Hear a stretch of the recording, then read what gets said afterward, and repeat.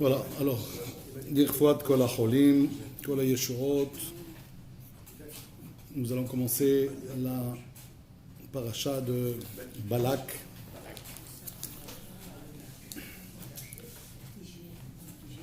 Quand on parle de Balak, on parle de Bilam. Et ces deux personnages sont évidemment des ennemis du peuple juif.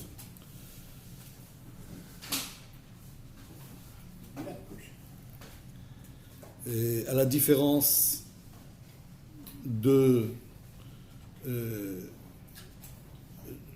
nom de la paracha, qui donne un intérêt plus grand pour Balak plutôt que pour Bilam. C'est une question. Pourquoi est-ce que la Torah a donné cet intérêt à ce personnage qui est un ennemi du peuple juif? Le nom d'une paracha, c'est le nom de Balak. Pourquoi est-ce qu'il aura droit à sa paracha, comme on dit? Est-ce qu'on aurait pu appeler cette paracha Bilam? Non. Il y a beaucoup d'ennemis qui n'ont pas eu droit à une paracha. Oui, mais Bilam, c'était le chef. Bilam, c'était la pire des espèces. Mais ce qu'il faut comprendre maintenant, c'est pourquoi Balak, lui, a eu droit aux honneurs, en quelque sorte. La paracha commence par ça. Vayar Balak. Balak, fils de Tsippor, a vu ce que Israël a fait au peuple de Hémori. Donc il faudra comprendre ça. On va tout de suite y arriver. Mais auparavant, dire le déroulement de la paracha, les grandes lignes de cette sidra. Balak voit le peuple juif face à eux. Il dirige à ce moment-là le peuple de Moab. Moab, c'est des anciens parents du peuple juif, puisqu'ils descendent de qui? De Lot. Lot étant le neveu d'Abraham. Donc c'est presque la même famille. Mais évidemment, il y a une sorte de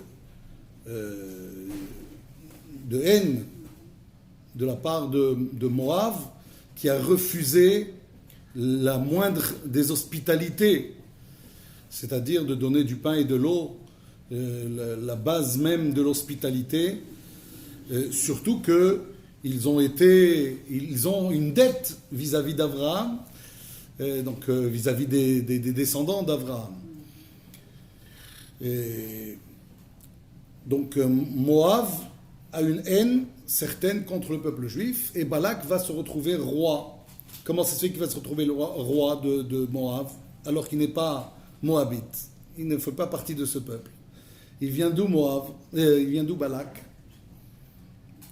Balak, d'après Rashi, on comprend qu'il vient de Midian et pas de Moab. Donc comment c'est possible que quelqu'un qui vient d'un autre pays puisse être pris comme roi de Moab? Il a acheté sa place. Peut-être pas, non. En fait, c'est parce qu'il avait une bonne vision des choses. Il a proposé un plan qui paraissait, très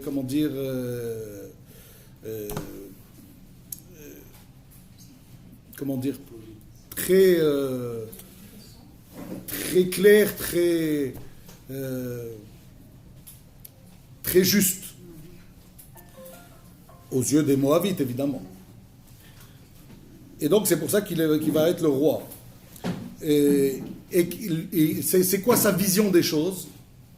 Il va comprendre, et on va le voir comment, dans le détail un peu plus, il va comprendre quelle est la force du peuple juif et comment on peut s'attaquer à lui.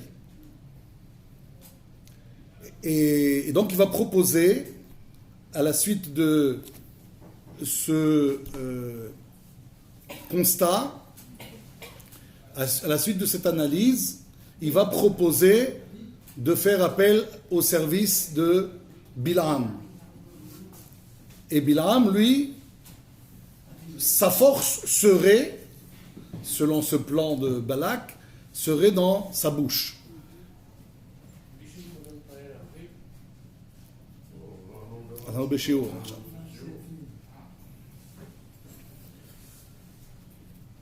Et donc ils vont convoquer Bilam, qui lui a un pouvoir avec sa bouche de maudire le peuple juif. Pourquoi le convoquer? Maudire, on peut le faire de là où on se trouve, a priori. C'est pour accompagner la parole avec la vue. Quand tu vois quelqu'un et que tu le maudis, ça a plus d'impact. Donc viens, tu vas observer le peuple juif de là où on se trouve, puisqu'il est en face de nous, et tu pourras peut-être avoir un plus grand impact sur lui. Donc, c'est la Jordanie, par exemple, maintenant, il y avait des... Oui, je pense. Que va faire Bilam? Au départ, il va refuser, parce qu'il comprend que Dieu n'est pas d'accord avec lui, alors qu'il en meurt d'envie de le faire, parce que sa haine des Juifs est plus grande encore que celle de Balak. Mais Dieu l'en empêche une première fois, il va refuser, et puis après on va lui envoyer une autre délégation, plus prestigieuse encore, et là il va accepter. Dieu lui permet d'y aller. Et donc il va y aller, et il va y avoir des embûches, des obstacles dans le chemin. C'est là qu'il va y avoir la discussion entre l'âne et Bilam, à cause de ces obstacles qui vont être mis au milieu de la route. Et ensuite, on va voir dans la suite de la paracha, Bilam qui va, avec Balak, offrir des sacrifices à Dieu. Et au bout de ces sacrifices, il va dire ses incantations. Et dans ces incantations, au lieu de maudire le peuple juif, il va le bénir. Tout le monde sait ça. Mais ce que l'on sait moins peut-être, c'est quelles sont ces paroles qu'il a prononcées, qui sont devenues célèbres, en tout cas pour nous. Et on les utilise assez souvent. Et enfin, la paracha va se terminer par une catastrophe pour le peuple juif. Cette catastrophe, elle est due à un conseil que va donner Bilam à Balak pour faire tomber le peuple juif. C'est de faire fauter les juifs en les entraînant dans l'immoralité, en les invitant à participer à toutes sortes d'activités, de façon à pouvoir les entraîner dans la débauche et causer leur perte. Il va y réussir en partie. Donc voilà, grosso modo, de quoi parle la paracha. Alors, avant de parler donc pourquoi la première question, pourquoi est-ce que cette paracha s'appelle Balak, il faut d'abord dire ce que le Chafetz Chaim dit au sujet de cette paracha dans son ensemble. Quand on voit la paracha, c'est-à-dire le Sefer Torah, on lit le Sefer Torah, d'habitude, quand on monte à la Torah, on voit des coupures entre les différents textes. Il y a des blancs, ce que l'on appelle des blancs. Oui, c'est-à-dire ce qu'il y a entre les blancs, entre deux blancs, c'est un texte qui peut faire un passouk de 10, 20, 30. Il peut être plus ou moins long comme texte. Mais il n'empêche qu'entre différents textes, il y a des blancs. Dans la paracha de Balak, il n'y a pratiquement pas de blanc. Du début jusqu'à la fin, c'est d'un trait. Alors le Chafetz Chaim pose la question, pourquoi est-ce que la paracha de Balak est sans coupure, sans entrefilet? Et ça va nous apprendre quelque chose sur Bil'am. Bil'am, à la différence de Moshe, oui, il est, quelqu'un qui a eu un don extraordinaire, mais qu'il n'a pas utilisé pour s'améliorer. Et c'est ça toute la différence qu'il y a avec Moshe. Et en quoi ça a un rapport avec cette constatation que fait le Chafetz Chaim, qu'il n'y a pas de coupure dans la paracha? À quoi servent les coupures en fait? Le Chachamim explique que chaque fois que Dieu a transmis un message, une paracha à Moshe, on dit qu'il lui a donné le temps de la réflexion, le temps de la méditation sur ce texte. Il aurait pu, Dieu, s'il voulait, lui dire, écoute, j'ai 10 textes à te donner, par exemple, je te donne les 10 textes, et puis après tu feras ce que tu veux, tu prendras les temps qu'il faut. Non, entre chaque texte, Dieu lui dit, vas-y, prends le temps maintenant de la méditation et de comprendre et d'approfondir ce que tu viens de découvrir, ce que tu viens de recevoir. Et donc le blanc, c'est le passage, on va dire, qui figure dans le Sefer Torah, qui nous rappelle que Moshe a pris le temps, le soin de, enregistrer, comprendre, approfondir et rentrer dans ce texte, épouser ce texte. Voilà ce que n'a pas fait justement Bil'am. Bil'am a reçu des choses extraordinaires de Dieu, mais au lieu de les utiliser pour le bien, il les a gardées, mais pour ses intérêts. Et puis, en fait, il vivait comme il avait envie de vivre. Dans une de ses incantations, il va dire Tamot nafshi mot yesharim uti achariti kamou. Oh, si je pouvais mourir en saint.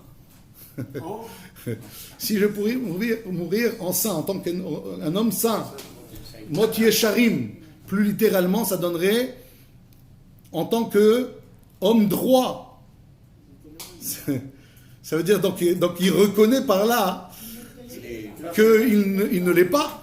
Il ne vit pas comme ça. Mais qu'est-ce qu'il souhaite?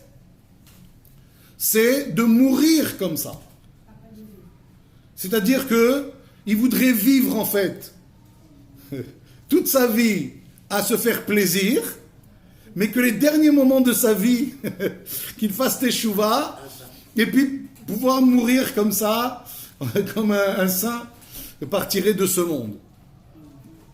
Évidemment, pas le bon plan. est-ce que c'est juste ce qu'il pense? Est-ce que c'est possible d'avoir une chose pareille? Est-ce qu'on peut faire teshuva avant de mourir? Oui, on peut. Alors, donc peut-être que c'est bien ce qu'il pense. Pourquoi pas, après tout? Si c'est juste ou pas? C'est juste, a priori. Ça existe. Il y a cette option-là qui existe. Quelqu'un, avant de mourir, dans son dernier souffle, il regrette amèrement ce qu'il a fait dans sa vie et il décide de se plier à Dieu. Si Dieu, tu m'accordais aujourd'hui à vivre encore quelque temps, je serai un serviteur le plus dévoué possible. Comme le président américain. Pourquoi pas? Alors, pourquoi est-ce qu'on voit ça d'un mauvais œil, nous? Ça serait trop simple. Il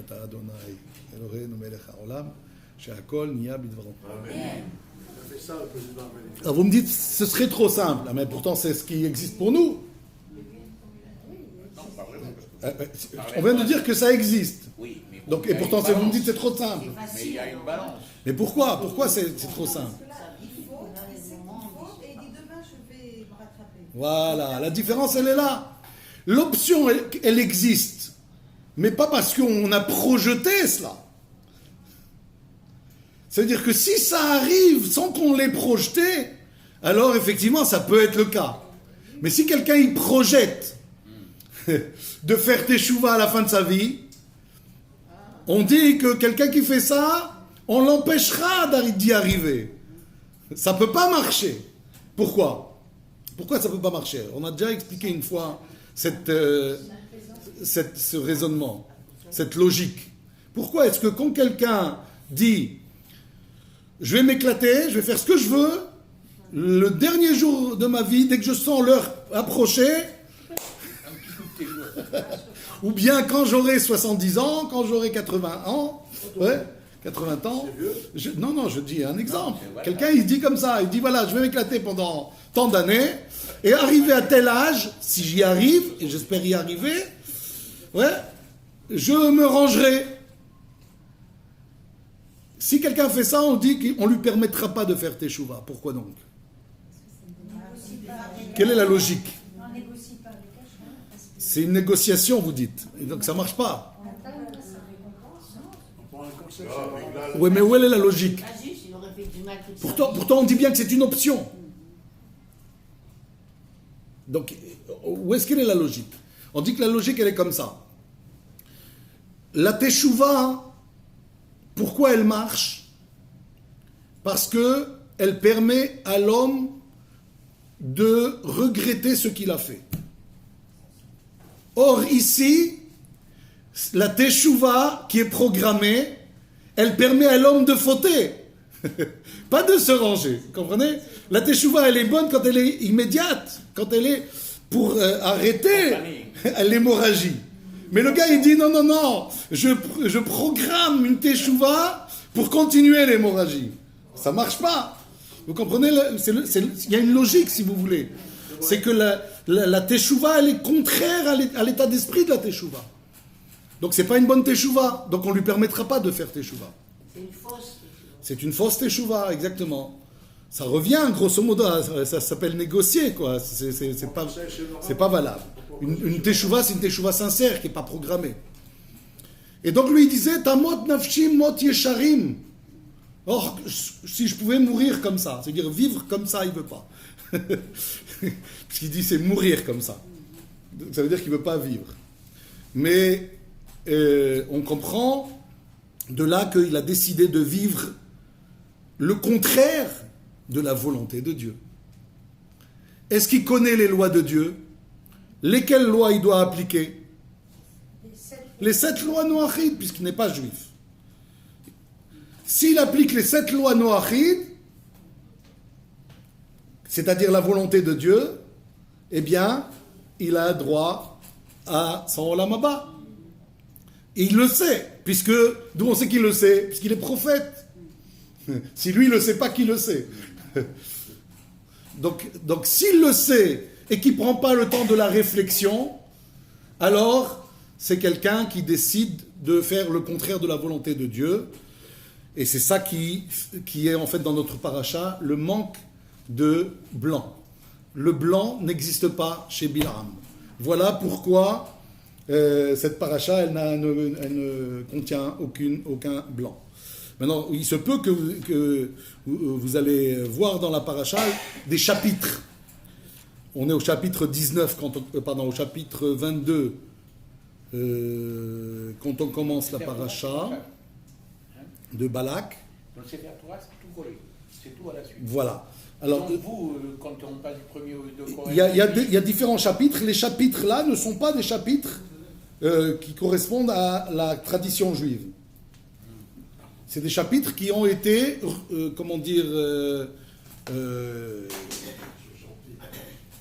décidés par des non-juifs. Et on a gardé ces chapitres parce que ça permettait d'avoir une certaine cohérence quand on donne des références. Oui. Sinon, on perdait les gens, quoi. Si quelqu'un dit c'est au chapitre 19 et l'autre il dit non, c'est à d'autres chapitres, on ne pourrait plus donner de référence. Donc, pour garder les références intactes, on a gardé ces chapitres, mais en fait, ça n'a rien à voir avec les chapitres de la Torah. Les chapitres de la Torah, c'est seulement...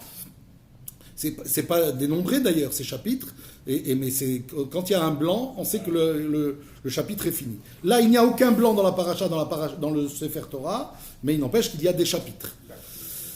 Donc ça, on a compris, c'est le Chafetz Chaim qui dit ça. Maintenant, pourquoi Balak a eu droit à une paracha? Maintenant qu'on a dit ça, on peut mieux comprendre Balak. Balak, lui, c'est un ennemi déclaré du peuple juif. C'est-à-dire qu'il ne joue pas un double jeu, contrairement à Bilam. Bilam, il demande à Dieu, est-ce que je peux y aller pour maudire le peuple juif? Mais comment tu demandes une chose pareille? Si tu sais que le peuple juif, c'est le peuple élu, c'est le peuple qui est aimé de Dieu, pourquoi tu demanderais une chose pareille, Bichlal? Donc c'est pas un ennemi déclaré. Il fait croire qu'il est en fait obéissant à Dieu, mais en fait sa volonté principale, c'est de faire du mal au peuple juif. La preuve, c'est qu'à la fin de la paracha, il va conseiller à Balak d'attirer les Juifs vers la débauche. Vous posez une question? Qui a posé une question là? Il y a quelqu'un qui a posé une question? Non?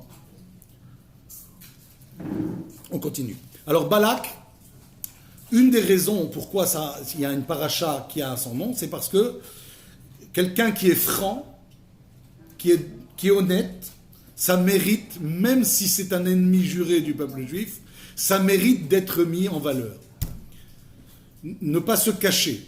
Il y a malheureusement beaucoup d'ennemis du peuple juif qui ne sont pas des ennemis déclarés. Et ça, c'est pire encore. C'est-à-dire qu'ils essayent de tirer des ficelles pour faire du mal au peuple juif, un peu comme Bilam, de façon détournée. Hein? On préfère les Iraniens, par exemple, à bien d'autres ennemis qui, en fait, nous veulent du mal, mais ils cherchent à remuer un certain nombre de choses pour que ça tourne mal. Deuxième raison, pourquoi est-ce qu'on a donné cet honneur à Balak? C'est parce que pour pouvoir maudire le peuple juif, Bilam va lui demander d'offrir des sacrifices à Dieu. Une fois que les sacrifices étaient offerts, alors Bilam pouvait essayer donc de maudire le peuple juif.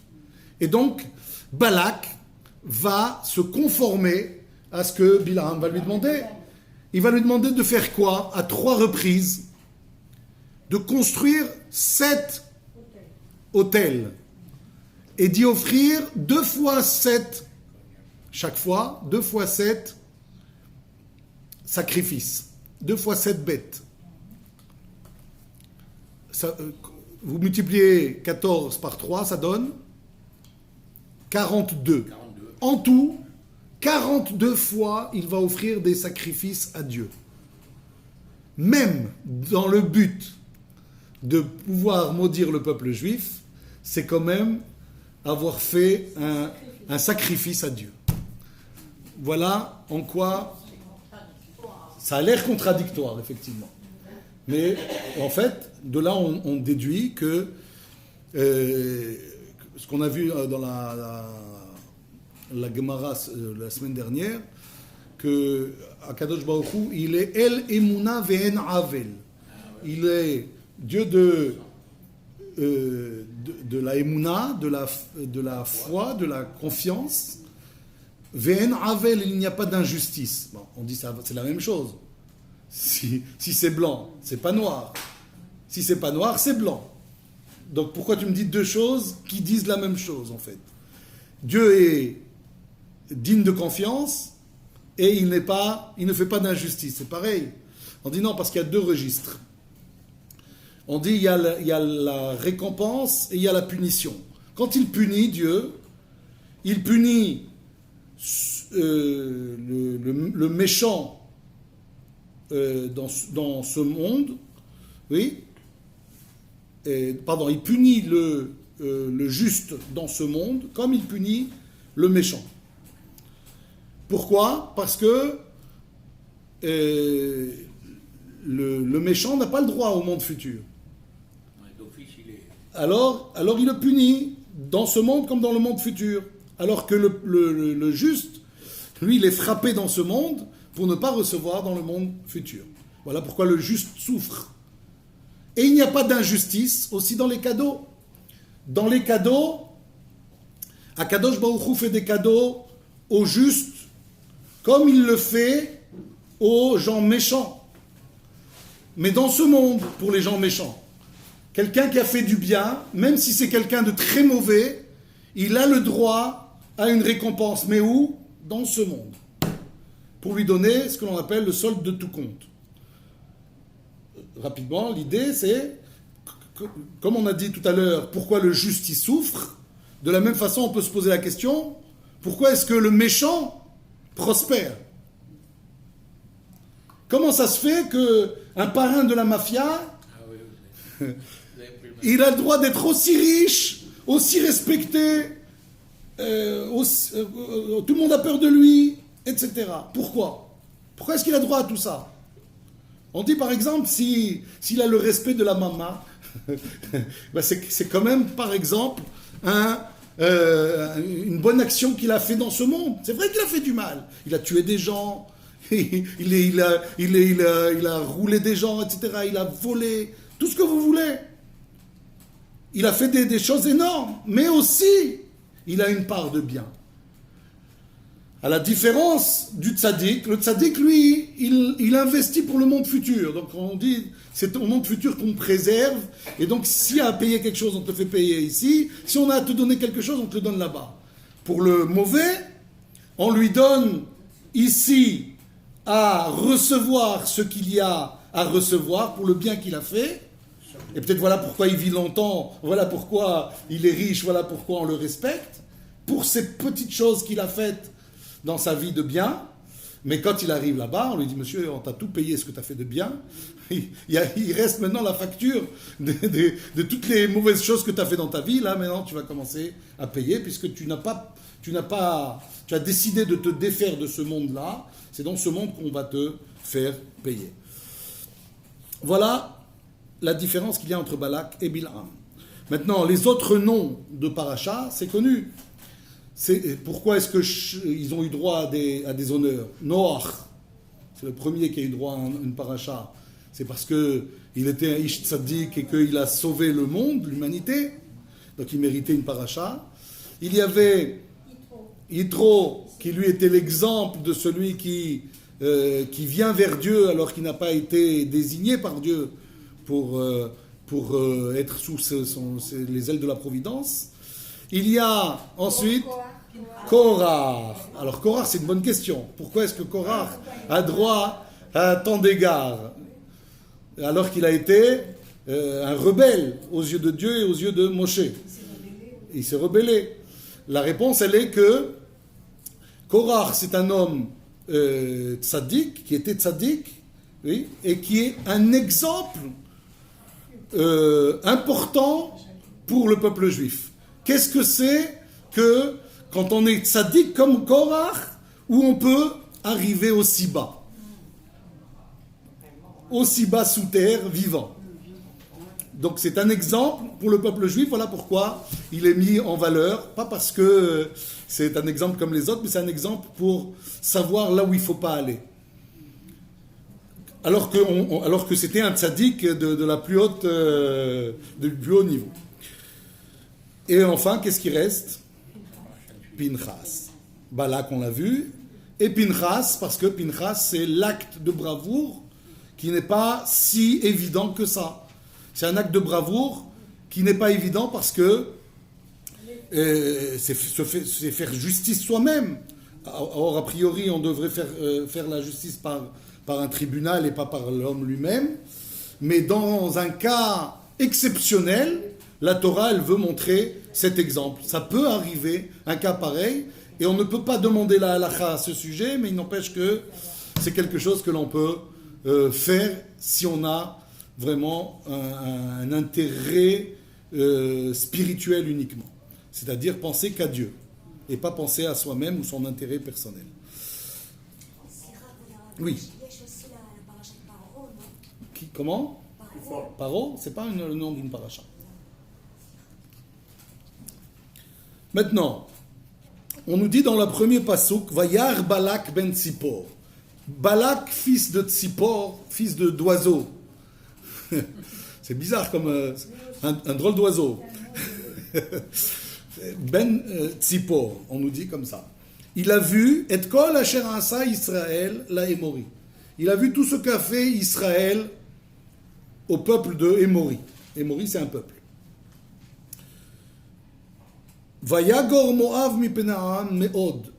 Et le peuple de Moab a eu très peur de ce peuple-là, parce qu'il était nombreux. Vayakotz Moav mipene bene Israël, ils en ont éprouvé du dégoût. Voilà les deux premiers versets. Donc la question qu'on se pose, c'est quoi Vayar? Il a vu quoi? On ne nous dit pas. Et kol asher asa, tout ce que il a tout vu. C'est possible de tout voir a priori? Ça paraît bizarre.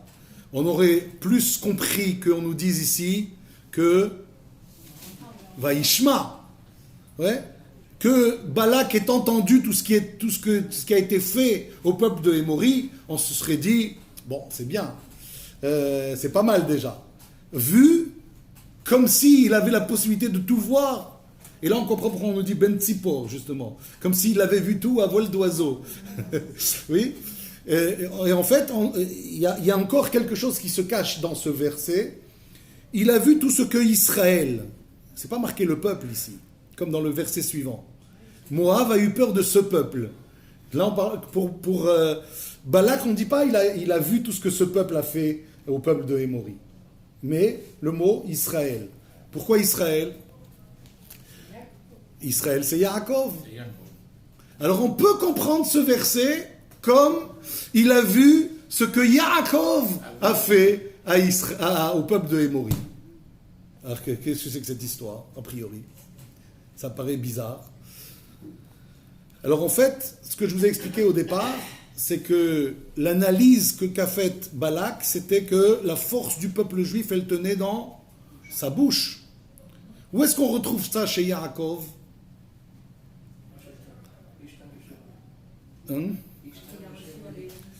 לא, הכל כל יעקב והידיים ידי עשיו, אבל גם, quand il a dit aussi à ses enfants, à Yosef plus précisément, c'est dans la paracha de Vaïhi, Beharbi uvkashti, je me suis battu contre les Moréens, Beharbi uvkashti, avec mon épée et mon arc. Ah bon, c'était un cavalier, c'était un guerrier, Yaakov. Il a combattu, il a fait des guerres, mais il avait une armée. Qu'est-ce que c'est que cette histoire? Quand il raconte ça à Yosef, il dit, j'ai combattu les Moréens avec mon épée et mon arc. Et Rashi là-bas, il dit, Harbi vekashti, il s'agit de ma prière, des prières que j'ai fait. Donc ça veut dire quoi? Que Dieu l'a aidé dans sa guerre contre les Moréens parce qu'il a su prier, il a su toucher le cœur de Dieu. Et Dieu l'a aidé à combattre des armées, alors qu'il était qu'une poignée d'hommes. Donc si ce n'est sa prière, comment est-ce qu'il aurait gagné? Et d'où il voit ça, Balak? C'est parce qu'il a les archives, lui. C'est pour ça qu'il en nommé roi. Il avait une sorte de noblesse qui faisait qu'il avait des archives, il connaissait l'histoire du peuple juif et l'histoire de Yaakov. Et c'est ça qu'on dit, il a vu ce que personne ne pouvait voir, puisque c'était une autre époque, c'était une autre génération. Et donc il a vu que le secret du peuple juif, c'est quoi? C'est sa prière.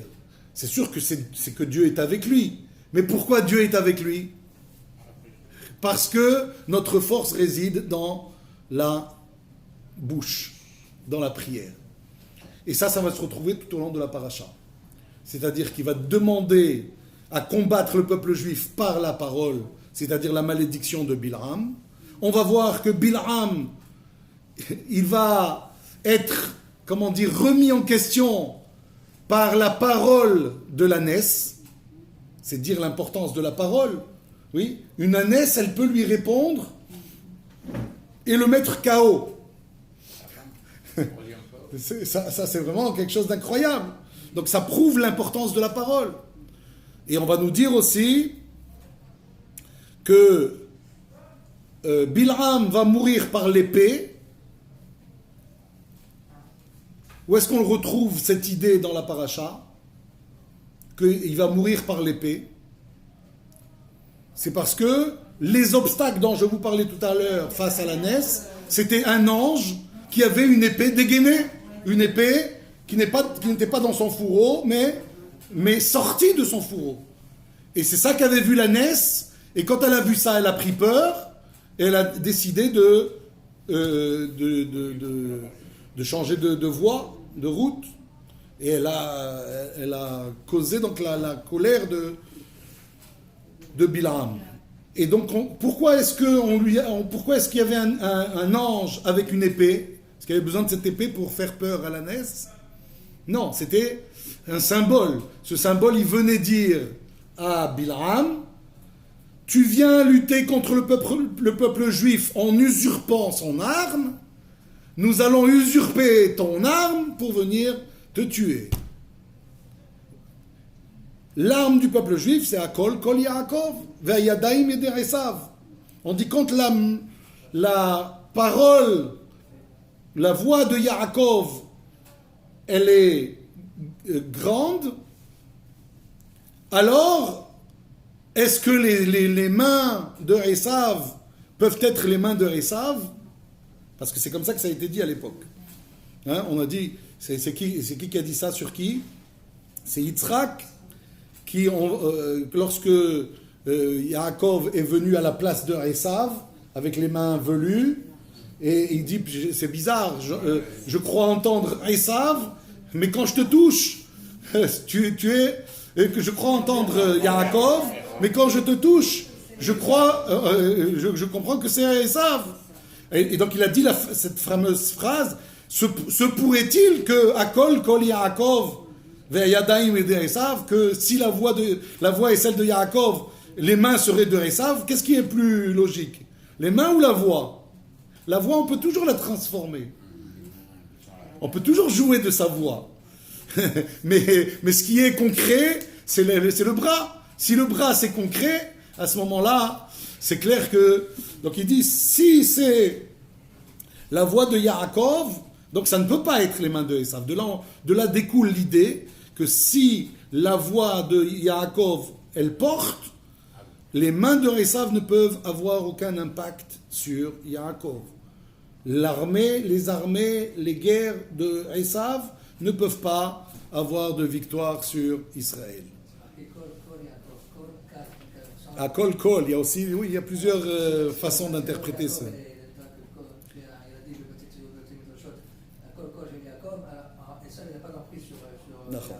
Alors si c'est la voix calme, si la voix s'affaiblit, alors là il y a une emprise de... Bien fait. Alors, donc c'est pareil ici. Et on va le voir aussi, si vous voulez, dans une idée aussi sur l'importance de la parole. C'est qu'à un moment, Balak va demander à Bil'am, Lechana Arali. Il dit, viens me maudire ce peuple. Et finalement, qui il va maudire? Moab. Alors on dit, comment c'est possible? C'est parce qu'il a dit, viens me maudire. On doit faire toujours attention à ce que l'on dit. Il ne faut pas dire, viens me maudire. Il faut dire, viens maudire ce peuple. Et en disant, me maudire, puisqu'on est dans la paracha de l'importance de la parole, quelque part, ça a eu un impact. Qu'est-ce qu'on appelle le lapsus, en fait? Vous comprenez? C'est le lapsus révélateur. En fait, chaque mot, il peut avoir un impact. Prononcer des mots, oui, c'est donner une réalité à une chose. Tu veux donner une réalité à une chose, exprime-le. Ça a déjà un début de réalité. Tu veux faire quelque chose, en le disant, tu arrives plus à le faire qu'en ne le disant pas. Comprenez? Hein? Si j'ai envie, je ne sais pas moi, de faire quelque chose, j'ai un projet, oui, en parlant de ce projet, je commence à lui donner une réalité.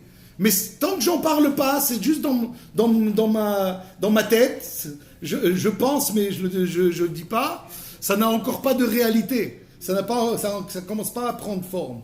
Quand est-ce que ça prend forme? C'est quand j'en parle. Parce que quand j'en parle, quelqu'un va me dire, mais attends, mais tu parles de faire ça, mais tu as ce problème. Ah oui, donc il faut que je révise.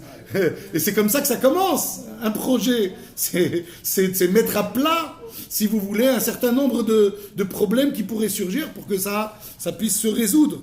Donc effectivement, on apprend ici en quoi Balak a été fort et a été choisi en tant que roi, parce qu'il a vu que la possibilité d'atteindre le peuple juif, c'est par la parole. Est-ce qu'il a eu raison? Ça a marché ou pas, la malédiction? Non, donc il n'a pas eu raison, alors c'est pas... Hein? Je repose la question, est-ce qu'il a eu raison? A priori, non, d'accord? Puisque les malédictions se sont transformées en bénédictions. Donc on aurait tendance à dire que ça a servi à rien. Et moi je vais vous répondre que ça a servi comment? Par la parole. Pas par la parole de malédiction, mais par une autre parole qui est la parole du conseil que Bilam a donné à Balak. En partant fâché, puisqu'il n'avait pas réussi son coup de maudire le peuple juif. Ils sont partis fâchés, mais avant de se fâcher, il lui a dit, mais si j'ai un conseil à te donner, le voici. Et il lui a donné donc le conseil de débaucher le peuple juif. Et c'est en cela que je me permets donc d'aller directement dans ce sujet. Il y a dans la paracha 4, on va appeler ça comme ça, 4 plans que Bil'am va utiliser pour frapper le peuple juif. On appellera ça des attaques non conventionnelles. Pourquoi j'appelle ça attaque non conventionnelle? Parce que généralement, une attaque se fait par la guerre. Hein, on veut attaquer quelqu'un, on l'attaque physiquement. Là, c'est des attaques non conventionnelles. Pourquoi? Parce que on sait dans la Torah, il y a 4 possibilités de causer des dommages à autrui. Et les 4 vont être essayés par Bil'am. C'est dire qu'il a tout fait pour atteindre son but. Il va réussir seulement avec la dernière chose. C'est quoi ces 4 attaques conventionnelles, non conventionnelles, pardon? Premièrement, c'est compter le peuple juif. Le fait de compter, on sait que ça peut porter préjudice à ces personnes que l'on compte. Où est-ce qu'on le voit dans le texte? Il dit Mimana Afar Yaakov. À un moment, il dit qui peut compter ceux qui sont considérés dans le peuple juif comme Afar, comme de la poussière? Est-ce qu'on compte la poussière? Ça ne se compte pas, la poussière. Pourquoi est-ce qu'il a dit ça? On dit parce que Dieu a transformé la malédiction en bénédiction. Ça veut dire que lui, ce qu'il voulait, c'est quoi? C'est compter pour dire, oh là là, qu'est-ce qu'ils sont nombreux, et porter préjudice au peuple juif, lui causer un dégât, un dommage. De cette phrase-là, on sait que son intention, elle était de les compter, puisqu'il dit, Mimana, est-ce que c'est possible de les compter? Ça, c'est ce que Dieu a voulu qu'il sorte de sa bouche. Mais ce n'est pas ce que lui voulait au fin fond de son cœur. Vous comprenez? Donc ça, c'est une première attaque qu'il a voulu faire. La deuxième attaque, c'était quoi? Ça vient de là que c'est pas bien de compter. Exactement. Même chez nous, on ne compte pas. Qu'est-ce qu'on fait pour compter un minyan? Voilà, c'est ça. Alors, certains comptent par Aleph Bet, c'est moins bien. C'est de dire un pasouk. Il y a un pasouk que l'on... Il y a 10 mots dans ce pasouk. En disant tout le pasouk, un mot par personne, on arrive comme ça à compter le minyan. Il y a 10 mots. Si quelqu'un ne connaît pas, il peut dire Amotzi lechem min haaretz, il y a 10 mots aussi. Baruch ata Hashem, mais sans dire le la bracha. Stam, c'est une façon de compter s'il n'a pas d'autre moyen. Baruch ata Hashem Elokeinu melech haolam, Amotzi lechem min haaretz. C'est un exemple bête que je donne, mais c'est dire au passage en même temps que dans cette bracha, c'est une des seules brachot où il y a 10 mots. Alors, d'habitude, une bracha, ça comporte 9 mots. Chez Akol Niabidvaro, ça fait 9. Boré Peri Haaretz, c'est 9. Boré Peri Adama, c'est 9. Il n'y a que Amotzi lechem min haaretz, c'est 10, il y a une raison.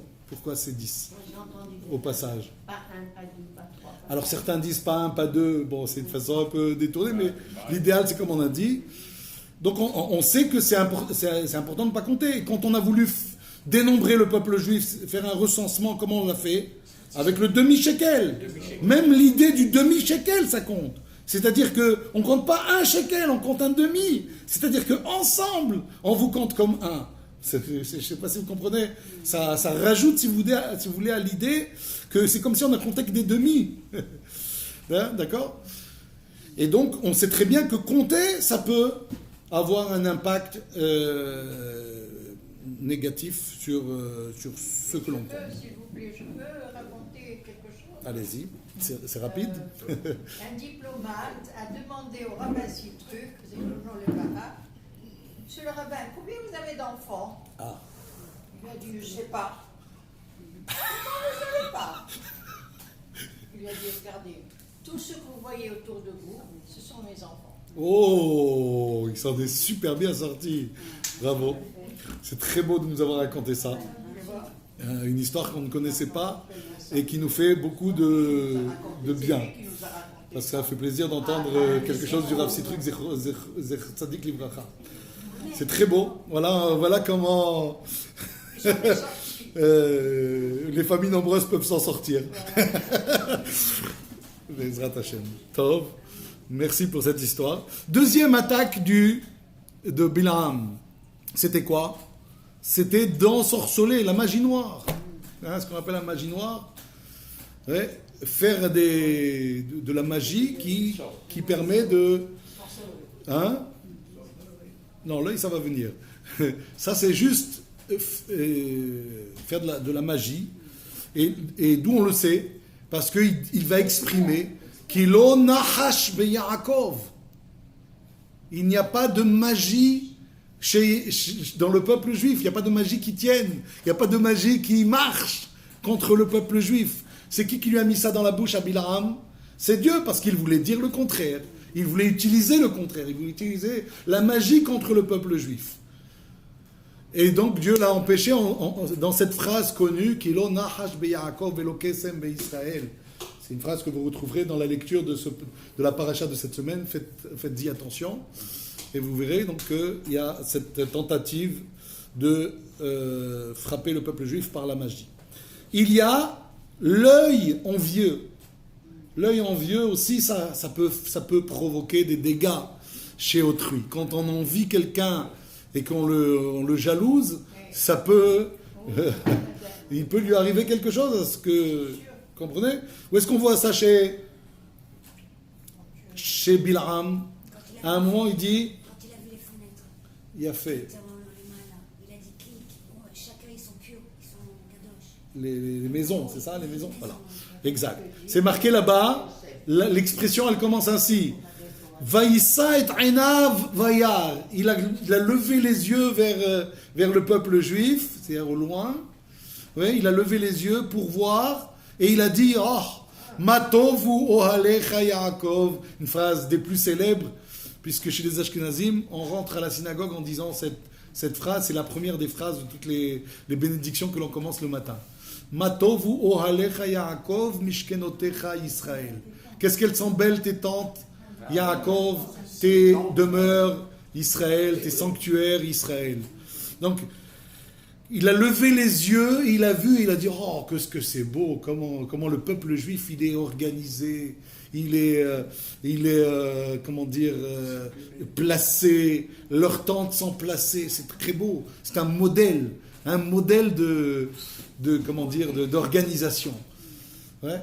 Alors, ces yeux-là, c'est cette envie-là, il les a vus comme pour dire, mais pourquoi, qu'est-ce qu'il mérite pour avoir autant d'égards de la part de Dieu, d'avoir toute cette organisation, cet ordre et cette beauté dans leur façon d'habiter et de la pudeur, etc., tout ce qui existe dans ce domaine-là.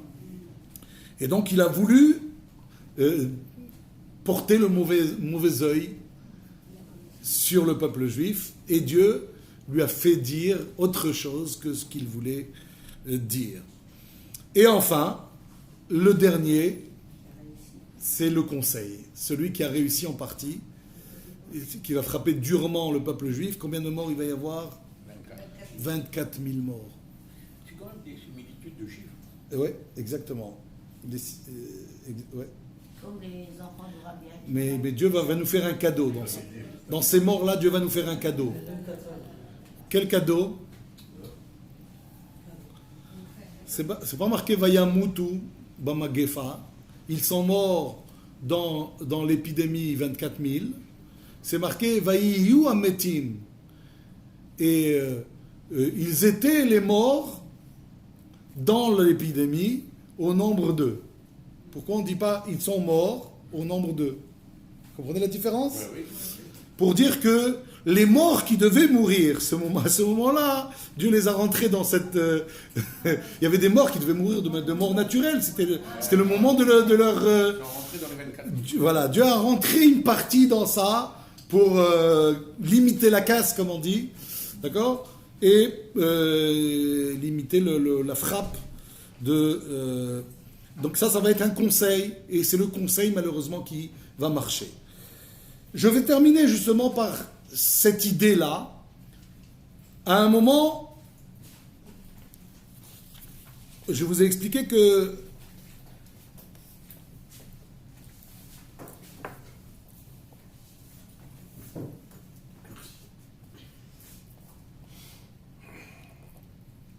Bil'am a refusé une première fois d'aller à l'invitation de Balak pour maudire le peuple juif. Pourquoi est-ce qu'il va refuser? Parce que Dieu s'y oppose. On est bien d'accord? Comment ça se passe là-bas? Donc il leur dit... Alors d'abord, il y a toute une discussion avec Dieu. Après leur avoir dit, passez la nuit ici, je saurai demain matin si je peux venir à votre invitation. Et donc ils sont restés là-bas. Ils ont passé la nuit là-bas. La nuit, Dieu vient à Bil'am et il lui dit, c'est qui ces gens-là? Bizarre cette question de Dieu, non?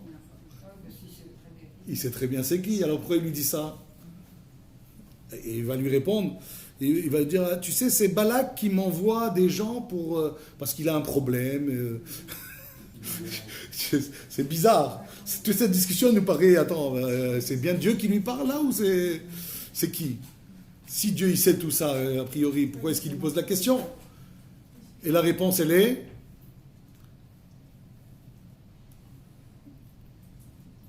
que Dieu veut le tester. pas le tester, mais l'induire en erreur. Lui faire croire que Dieu ne saurait peut-être pas tout. La preuve, c'est qu'il lui demande. Hein? Et pourquoi c'est important pour Dieu de faire ça, l'induire en erreur?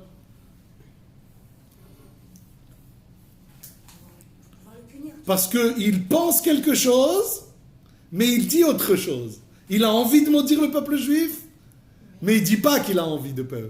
Il dit à Dieu, moi je fais ce que tu veux. Hein. Mais au fond de toi, c'est pas... Alors, si Dieu il sait pas tout, peut-être qu'il sait pas ce que j'ai dans le cœur.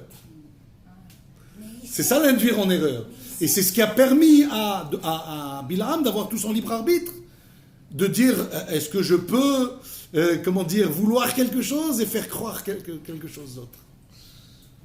Vous comprenez? Et donc, Dieu va lui dire... Bil'am va dire, oui, voilà, il a un problème, il y a un peuple qui est sorti d'Égypte, et pour eux c'est invivable. Lecha kavali oto, il me demande d'aller le maudire.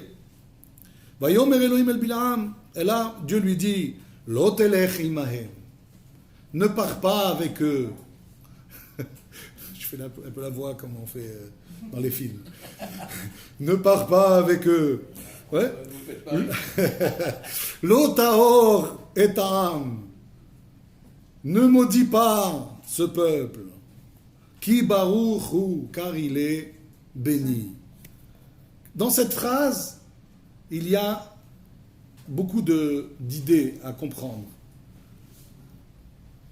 Pourquoi il y a beaucoup d'idées à comprendre? Parce que il y a une question.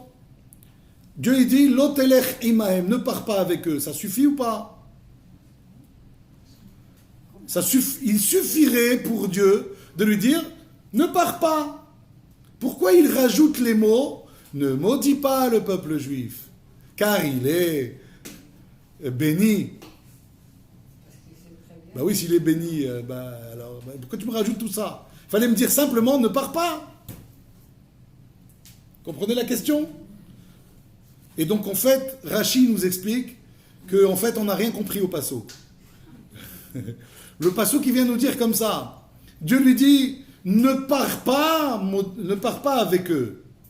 Que fait Bilham? Il dit d'accord, je ne peux pas partir avec eux? Ok, j'ai compris. Je peux le maudire sur place? De là on découvre que pourquoi tu poses des questions? On t'a pas demandé de venir pourquoi on t'a pas demandé de maudire sur place? On t'a dit de venir là-bas. Dieu il te dit ne pars pas. Et là il dit bon d'accord, je peux, mais j'ai la possibilité de le maudire de là où je suis. Et il dit l'otaor et ta, ne maudis pas ce peuple. Et il rajoute qui baruchou. Qu'est-ce que j'ai besoin de rajouter ça? Enfin, il dit ne maudis pas puis c'est tout. Il est béni. Pourquoi rajouter des causes? Pourquoi donner une parole supplémentaire? Dire non, ne maudis pas. J'ai besoin de te dire pourquoi.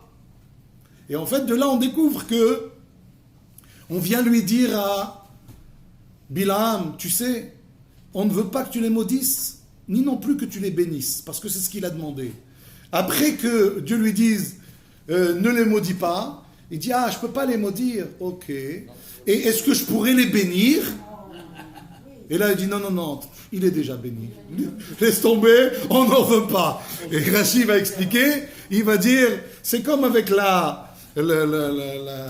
on appelle ça, l'abeille, on dit on veut ni de ton miel, ni de ton dard, ni de ton miel. Tu sais quoi, laisse-nous tranquille. Ok? Ni de comment on appelle ça, de ta morsure, ni de ton baiser. C'est quoi ici la morsure et le baiser dans Bilham? Pourquoi est-ce qu'il demande à bénir le peuple juif? Il veut le maudire, il dit est-ce que je peux le bénir? C'est bizarre. Vous trouvez pas? C'est du pipeau tout ça. C'est quoi est-ce que je peux le bénir? En fait, son idée principale à Bilham, c'est pas de bénir le peuple juif.